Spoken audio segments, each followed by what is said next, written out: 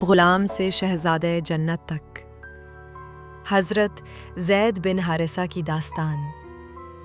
دھوپ تیز تھی، بازار کے گرد شور مچا ہوا تھا، گلیوں میں اونٹوں کے قدموں کی دھمک، دکانداروں کی آوازیں اور دھوپ کی تپش نے ماحول کو دہکتا تنور بنا دیا تھا۔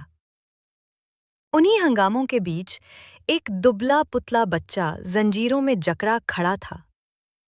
اس کی آنکھوں میں خوف اور آنسو تھے۔ وہ رسیوں کے سائے میں کھڑا بار بار آسمان کی طرف دیکھتا، جیسے کوئی غیبی مدد مانگ رہا ہو۔ قریب کھڑے لوگ اس کی قیمت لگاتے جیسے کوئی جانور خرید رہے ہوں، لیکن اس کے دل کے اندر کہیں ایک سوال جلتا رہا۔ کیا میں کبھی آزاد ہو سکوں گا؟ کیا میرا نصیب بس غلامی ہے؟ اسی غلام کو قسمت نبی کریم صلی اللہ علیہ وسلم کے گھر لے آئی، اور یہ وہ لمحہ تھا جس نے ایک غلام کی زندگی کو تاریخ کے سب سے روشن ستارے میں بدل دیا۔ در پر آنے کے بعد غلامی کے دن بھی بدل گئے۔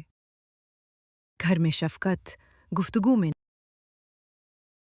نرمی اور چہرے پر وہ نور تھا کہ زید کا ٹوٹا ہوا دل جیسے جوڑ گیا۔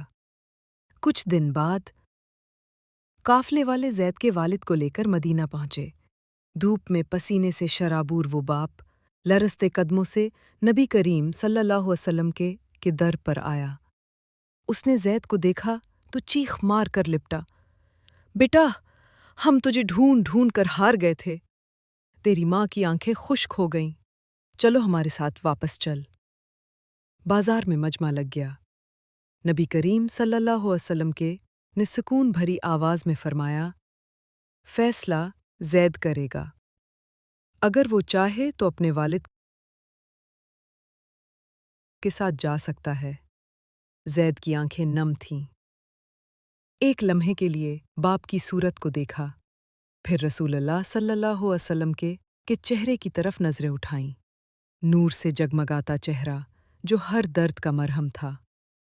لرزتی آواز میں بولا، ابا جان، یہ وہ ہستی ہیں جن کی آغوش میں مجھے سکون ملا ہے، میں انہیں چھوڑ کر نہیں جا سکتا۔ یہ الفاظ سن کر بھیڑ پر سکتا چھا گیا۔ ایک غلام اپنے والد کی بجائے محمد صلی اللہ علیہ وسلم کا دامن پکڑنے کا انتخاب کر رہا تھا۔ کئی برس گزر گئے۔ اسلام کی فجر طلوع ہو چکی تھی۔ ایک دن مدینہ میں جنگ موتا کا اعلان ہوا۔ روم کی سلطنت لاکھوں کا لشکر لے کر آئی تھی اور مسلمان صرف 3000۔ نبی کریم صلی اللہ علیہ وسلم نے فرمایا، میرا جھنڈا زید کے ہاتھ میں ہوگا، اگر وہ شہید ہو جائیں تو جعفر، پھر عبداللہ۔ اس اعلان کے بعد زید کے دل پر عجیب سکون اتر آیا۔ رات کے سناٹے میں مدینہ کی گلیوں سے گزرتے ہوئے وہ بار بار آسمان کی طرف دیکھتے اور کہتے، یا اللہ، اگر کل میرا خون تیرے دین پر بہہ گیا تو یہی میری زندگی کی سب سے بڑی سعادت ہوگی۔ جنگ کا دن آ پہنچا۔ موتا کے میدان میں زمین لرز رہی تھی۔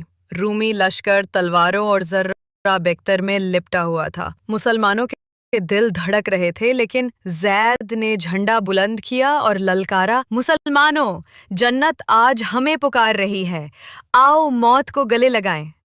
ان کی آواز میدان کے شور کو چیر کر دلوں میں اتر گئی۔ نیزے کی ایک ضرب سینہ چیر گئی۔ زید کے قدم لڑکھڑائے مگر ہاتھ جھنڈے سے نہ ہٹے۔ دوسرا وار ہوا تو خون بہہ نکلا، لیکن آنکھوں میں روشنی باقی رہی۔ تیسرا وار لگا تو جسم زمین پر گر پڑا، مگر جھنڈا اب بھی آسمان سے باتیں کر رہا تھا۔ مسلمانوں کی آنکھوں میں آنسو تھے۔ وہ غلام جو کبھی بازاروں میں بکتا تھا، آج روم کی سلطنت کے سامنے شہادت کے تاج سے سرفراز ہو رہا تھا۔ مدینہ میں رسول اللہ صلی اللہ علیہ وسلم اپنے صحابہ کے ساتھ بیٹھے تھے۔ اچانک آپ صلی اللہ علیہ وسلم کی آنکھوں سے آنسو بہنے لگے۔ آپ صلی اللہ علیہ وسلم نے فرمایا، زید شہید ہو گئے، جعفر شہید ہو گئے، عبداللہ شہید ہو گئے۔ صحابہ پر سناٹا چھا گیا، لیکن پھر آپ صلی اللہ علیہ وسلم کی زبان مبارک پر الفاظ آئے، میں دیکھ رہا ہوں زید جنت میں اپنے خون آلود لباس کے ساتھ کھڑے ہیں، اور فرشتے انہیں سلام کر رہے ہیں۔ یہ سنتے ہی صحابہ کی آنکھیں اشکبار ہو گئیں۔ دلوں میں ایک ہی صدا گونجی، واہ رے اسلام، تو نے غلاموں کو جنت کا شہزادہ بنا دیا۔